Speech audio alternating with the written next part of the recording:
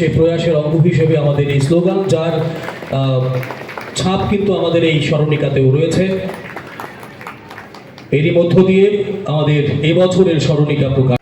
15তম বইমেলা কমিটির যুগ্মাহ্বায়ক শ্রী জিতেন্দ্র চন্দ্র সাহা মহোদয়কে আমি অনুরোধ করব বিশেষ অতিথি তথা এলাকার সম্মানিত বিধায়ক সুশান্ত দেবের হাতে শুভেচ্ছা স্মারক তুলে দেওয়ার জন্য। স্মারক তুলে দিচ্ছেন 15তম আমাদের অহংকার তার বহমান ধারা বইছে, বইকে মাধ্যম করে কিন্তু এটা হয়েছে, এর বাইরে কিছু নয়।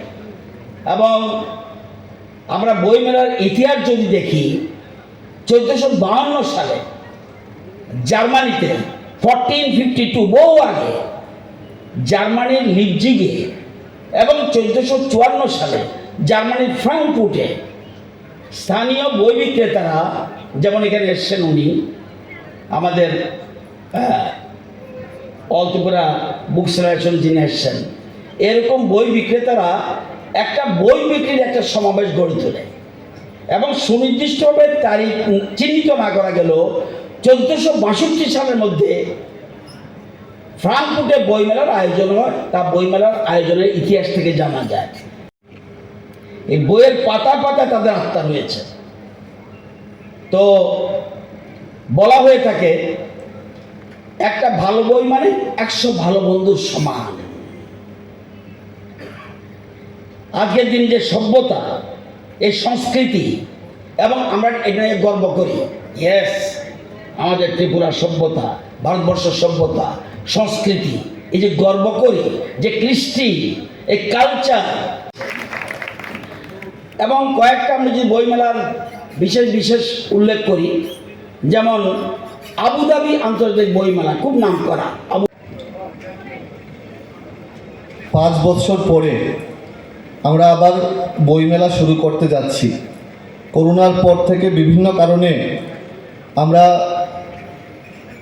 প্রতি বছর বইমেলাটা ঠিকভাবে করতে পারিনি। এই বছর আমরা অল্প কদিনের ব্যবধানে মোটামুটি 7 দিনের প্রিপারেশানে আমরা এই 4 দিনব্যাপী বইমেলা অনুষ্ঠিত করতে যাচ্ছি।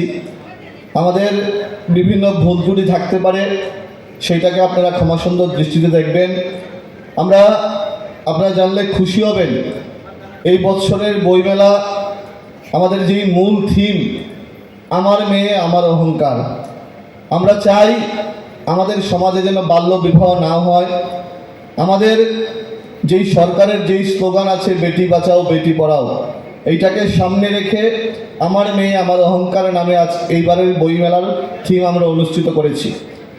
বইয়ের প্রতি আকৃষ্ট করার জন্য আমরা বিভিন্নভাবে চেষ্টা করছি, কিন্তু আমরা দেখছি ডে বাই ডে যুব সমাজ মোবাইলে আসক্ত হয়ে যাচ্ছে।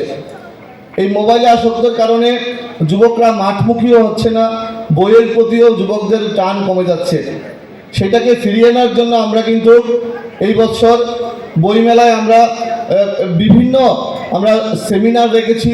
প্রত্যেকটা সেমিনারে যুবক যুবতী ভাই বোনদেরকে, ছাত্রছাত্রীদেরকে আমন্ত্রণ করা হয়েছে। আগামীকালকে থেকে সেমিনার শুরু হবে, কাল পরশু সেমিনার হবে। সেই সেমিনারগুলোতে আমরা যুবক যুবতী ভাই বোনদেরকে ডেকেছি, ছাত্রছাত্রীদেরকে ডেকেছি, যেন যুবক যুবতীদের